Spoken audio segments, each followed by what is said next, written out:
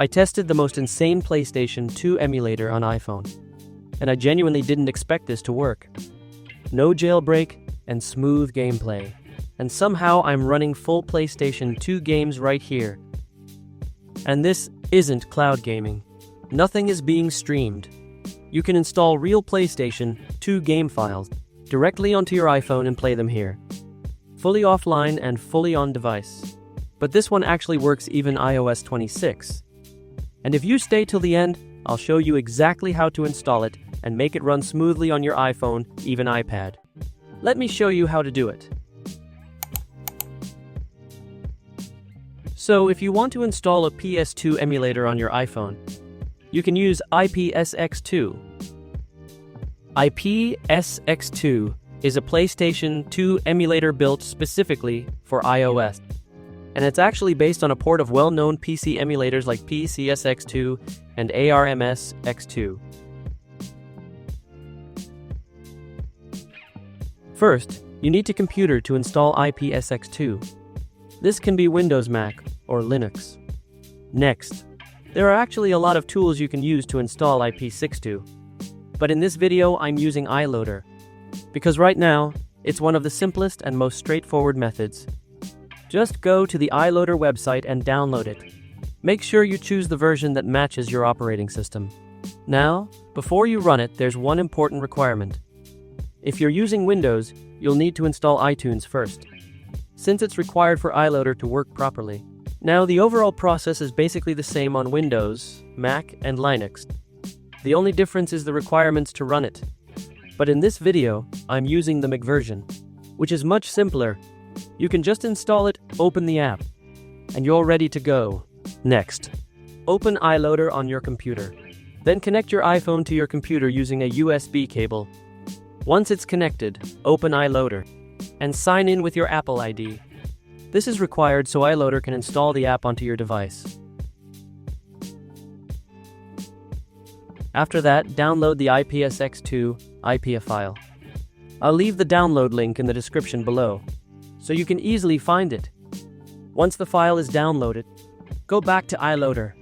Look for the Import IPA button and click on it.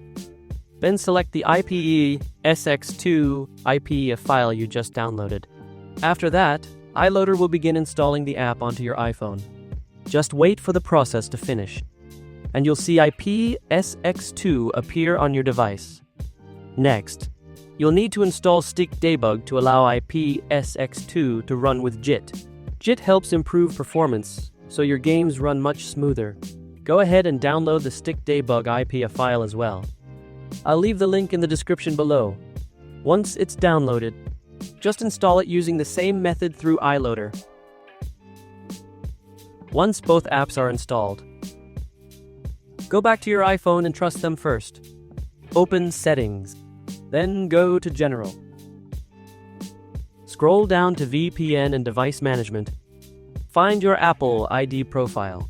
Tap on it and press Trust. And don't forget to enable developer mode. Check to privacy and security. Find developer mode and turn it on. Your iPhone will ask you to restart, just confirm it.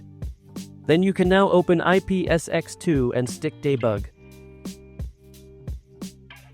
But first, we need to set up Stik Debug. When you open it, you'll see that it requires a pairing file.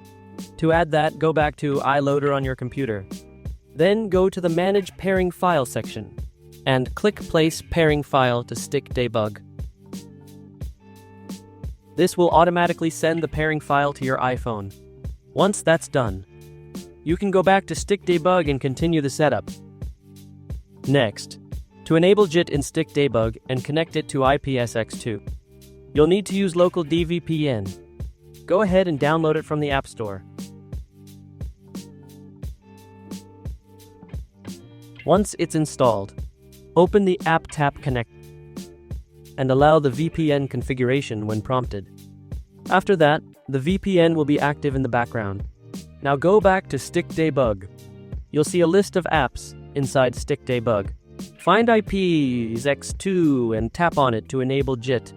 Once you do that, it will automatically open iPSX2. Next, we're going to set up iPSX2 so your games run smoothly. First, you'll need to import a PlayStation 2 BIOS. This is required for the emulator to work properly. First, download the PlayStation 2 BIOS file. You can use the website on screen or check the link in the description. Once it's downloaded, go to your Files app and extract the BIOS file.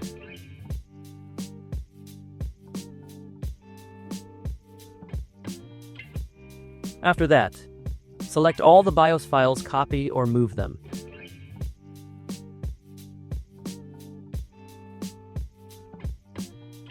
Then go to On My iPhone. Find the iPSX2 folder.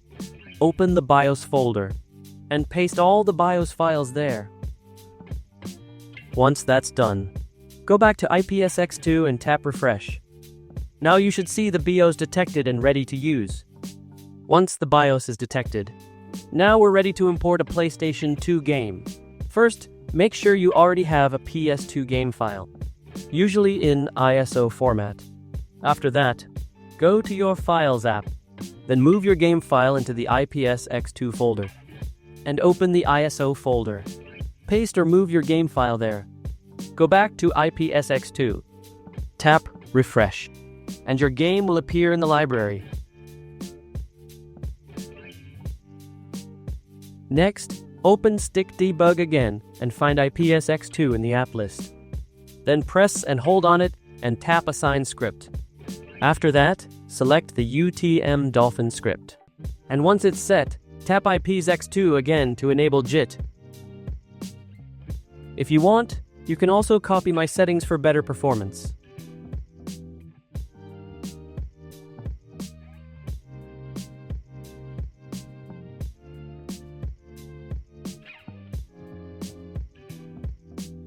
Now I'm going to hit play. And as you can see, the game loads up perfectly. No crashes, no errors.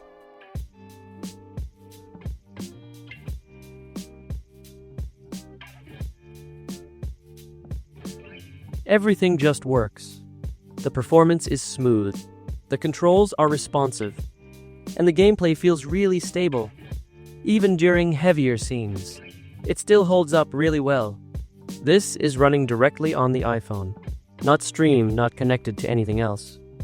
And honestly, for a PS2 emulator on iOS, this is actually really impressive. You can tweak the settings even further to get better performance depending on your device. So overall, as you can see, everything is running really well. I'm getting solid and consistent FPS, the gameplay feels smooth, and there are no crashes or major issues at all. Even during more demanding scenes, the performance stays stable, and you can check the frame rate information on screen to see how consistent it is. The controls feel responsive, the visuals are clear, and the overall experience is very playable. For a PS2 emulator running directly on an iPhone, this is honestly impressive, and with the right settings, you can get even better performance depending on your device. So if you've been wanting to play PS2 games on iOS, this setup is definitely worth trying. If this video helped you out, make sure to drop a like and subscribe so you don't miss more tutorials like this. I'll be sharing more iOS tricks, emulators, and hidden setups you probably didn't know about. And if you have any questions or run into any issues, just leave a comment below, I'll try to help you out. Thanks for watching, and I'll see you in the next one.